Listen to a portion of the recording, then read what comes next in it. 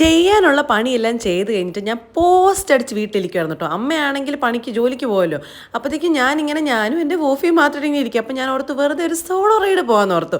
ചുമ്മാ എനിക്കിങ്ങനെ ഡ്രൈവ് പോകാൻ ഭയങ്കര ഇഷ്ടം. അപ്പോൾ അതിന് വേണ്ടിയിട്ട് ചുമ്മാ ഒരുങ്ങിയതാണ്. ഒരുങ്ങാനായിട്ടൊന്നും ചെയ്തിട്ടില്ല. വെറുതെ ഒരു സൺസ്ക്രീനും ലിപ്സ്റ്റിക്കും മാത്രമേ തേച്ചിട്ടുള്ളൂ. ഞാൻ ഓർത്ത് കാറിനുള്ളിലല്ലേ ഇരിക്കുന്ന, പുറത്തേക്കൊന്നും ഇറങ്ങുന്നില്ല.